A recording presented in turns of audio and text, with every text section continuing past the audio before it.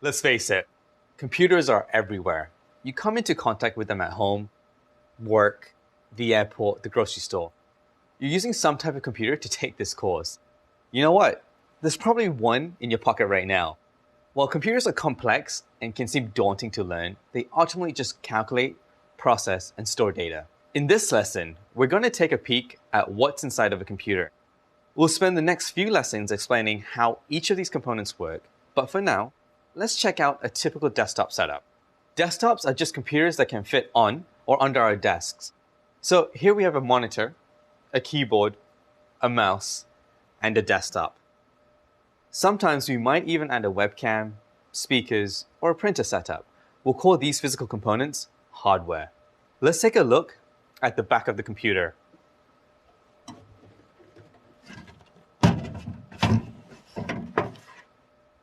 You can see common connectors here.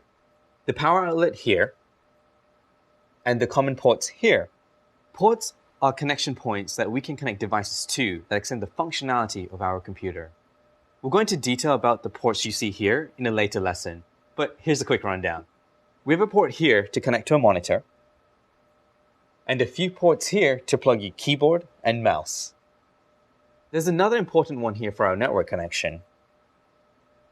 With just these ports, we're able to have the basic functionality to browse the web and much more. Things look pretty similar on a laptop. Here are some of the same ports, a built-in monitor, and a keyboard. There are also physical components inside the laptop case that are hidden for portability. Once you figure out how one computer works, you can figure out how any other computer works. Okay, this is my favorite part. Let's open up this desktop and take a deeper look. Let me first clean up my desk.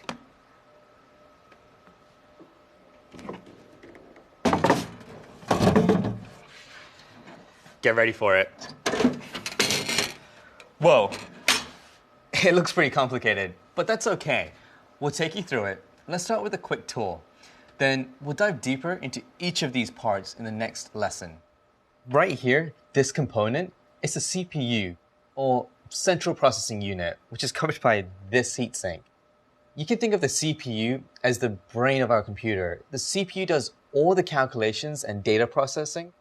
It communicates pretty heavily with this component right here, RAM, or random access memory. RAM is our computer's short-term memory. We use this component when we want to store data temporarily. Like, let's say you're typing something into a chat or a piece of text in a word processor. This information is stored in the RAM. Don't worry, we'll cram in more details on RAM in a later lesson. When we want to store anything in long-term memory, we use this component here, the hard drive. The hard drive holds all our data, which can include music, pictures, applications. Let me show you something else interesting. Have you noticed this large slab here? This is our motherboard. It holds everything in place and lets our components communicate with each other. It's the foundation of our computer. You can think of the motherboard as the body or circuitry system of the computer that connects all the pieces together. The last component we'll talk about is our power supply, which converts electricity from our wall outlet onto a format that our computer can use. You know what's interesting? All these components make up most computers, even a mobile phone. While it might look very different from your laptop, a mobile phone just uses a smaller version of the hardware that we saw in the desktop and laptop today. So now that we've covered the basic anatomy of a computer, we'll go over each of these components in depth in the next few lessons. Understanding how computer hardware works is a really helpful skill set in IT support. Since an IT department maintains the hardware that a company uses, a solid understanding of these computer internals will come in handy when troubleshooting hardware-related problems. And taking things apart to see how they work is just super fun.